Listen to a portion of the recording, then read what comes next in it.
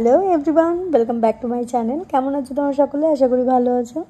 অনেক দিন বাদে আবার ব্লগ, আর এই ব্লগটা অনেক পুরনো, ডিসেম্বরের ব্লগ। আমরা গেছিলাম সিকিম, বোরং।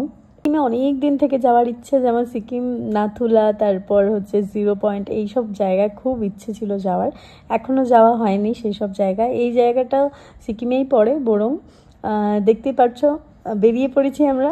আর দুটো ফ্রেন্ডস ছিল, ওদের সাথেই এখন আমরা ঘুরতে যাই। ভীষণ ভালো লাগে ওদের সাথে ঘুরতে, ওরাও আমার ফ্রেন্ডসের মতোই হয়ে গেছে।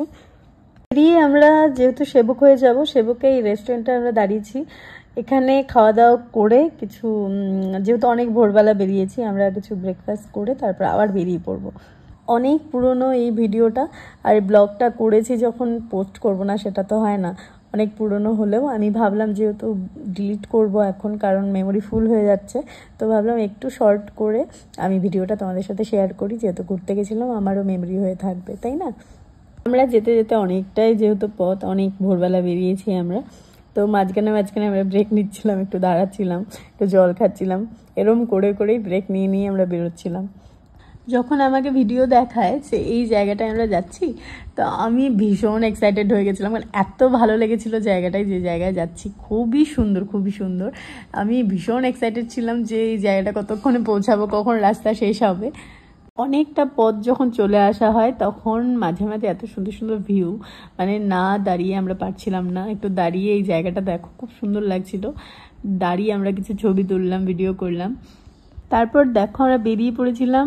আবার কিছুটা রাস্তা পরেই এই জায়গাটা আসে, আমি ঠিক জানি না এর নামটা, আমি ভুলে গেছি, কারণ ওরা লোকেশন বাইকস যায়, আর আমার সত্যি কথা বলতে আমি জায়গার নাম একদম আমার মনে থাকে না। তো এই ওভারব্রিজ টাইপ এই জায়গাটা এসে আমরা টার্ন নিই। সো আমরা এখন রাবাংলার রাস্তায়, এখন রাবাংলা পৌঁছাবো আর 10 কিলোমিটার। তারপর কোথায় যাবো অঙ্কুর? বোরং। তারপর যাব বোরং, সবই দেখাবো, সাথে থাকো। তারপর আর কি পৌঁছে গেলাম, দেখতেই পাচ্ছ। আর লোকেশনে পৌঁছে আগে ভাবলাম যে আমরা খেয়ে নিই, যেহেতু আমরা বোরংয়ে রাবাংলায় যাচ্ছি। রাবাংলা হচ্ছে বুদ্ধা পার্ক, ভীষণ সুন্দর এই জায়গাটার জন্য আসা। তো তার জন্য ভাবলাম আমরা আগে লাঞ্চটা করে, ওখানে অনেকটা টাইম কাটাবো বলে আমরা আগে লাঞ্চটা করে নিলাম। চলো তাহলে তোমাদের পার্কটা দেখিয়ে দিই ঘুরিয়ে।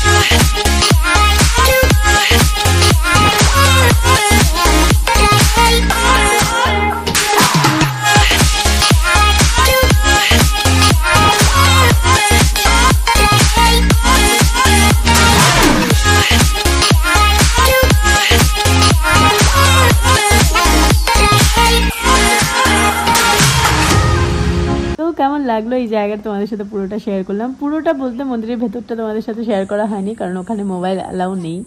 সেই ভেতরে আমরা প্রণাম করে বেরিয়ে পড়েছিলাম, তারপর আমি পুরো ভিডিওটা করেছি।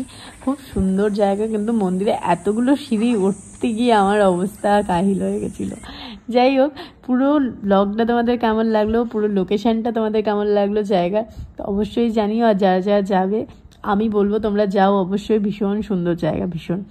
আমার তো ভীষণ ভালো লেগেছে, এত সুন্দর পরিবেশ যে বলার বাইরে, খুব ভাল লাগছিল দেখতে।